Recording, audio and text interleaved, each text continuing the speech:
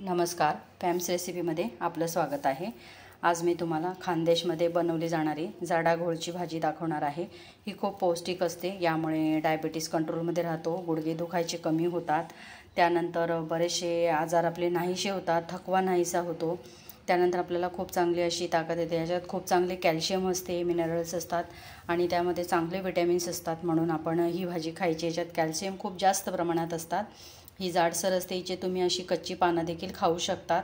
जर 2-3 पानं तुमच्याजवळ कुंडीत असली तर पावसाळ्यात ही आपोआप उगवणारी शेतामध्ये भाजी आहे। ही कुठेही विकत मिळत नाही, पण तुमच्या भागात जर मिळत असेल तर तुम्ही नक्की ती घेऊन त्याची भाजी बनवू शकतात। मी ही भाजी माझ्या गार्डनमध्ये लावलेली आहे आणि ती तोडून आणली आणि छान अशी मी आता ती निवडून घेईल। त्याच्या पानं किंवा थोड्याशा कवळ्या काड्या घेईल आणि ह्या भाजीसाठी लागणारी मुगाची डाळ किंवा चण्याच्या डाळमध्येही तुम्ही करू शकतात। मी मुगाची डाळ या भांड्यामध्ये शिजवलेली आहे, थोडीशी 50% शिजवली आहे आणि आता मी ही भाजी निवडून घेते।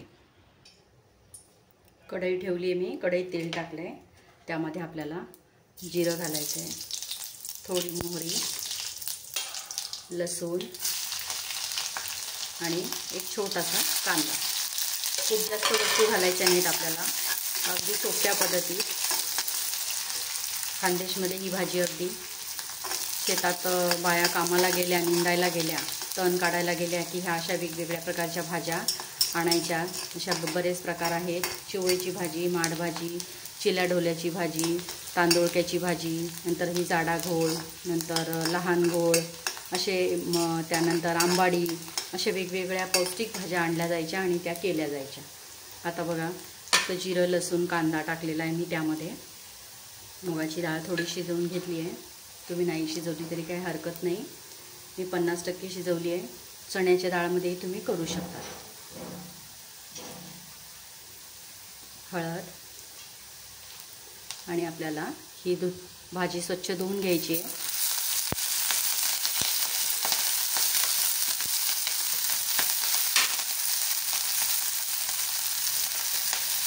नंतर तुम्ही किती तिखट खाता त्या अंदाजानुसार लाल मिरची पावडर, तुम्ही अगदी लाल सुक्या मिरच्या घातल्या तरीसुद्धा काय हरकत नाही।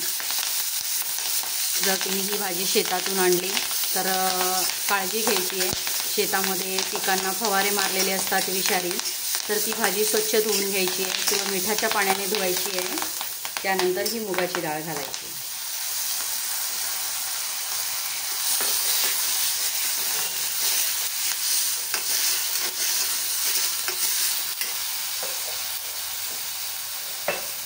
आणि चवीपुरता मीठ।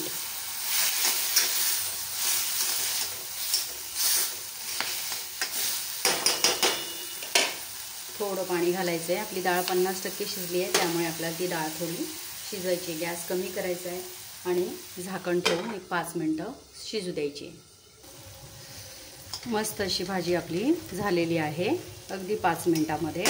पौष्टिक आणि खूप अशी सर्व अशी जीवनसत्व असलेली कॅल्शियमयुक्त भाजी। आता आपण ती काढून घेऊया। पूर्ण असं खानदेशी ताट तयार आहे आणि तुम्ही हे पाहू शकता, दादरची भाकरी, शेंदड्या तळलेल्या, ह्या खानदेशी सुकवलेल्या शेंदड्या असतात आणि असं मस्त असं झणझणीत ताट असं तयार आहे। जाडा घोळची भाजी एकदा नक्की करून पहा आणि पूर्ण असं ताट अगदी सजवून तुम्ही जेवू शकता।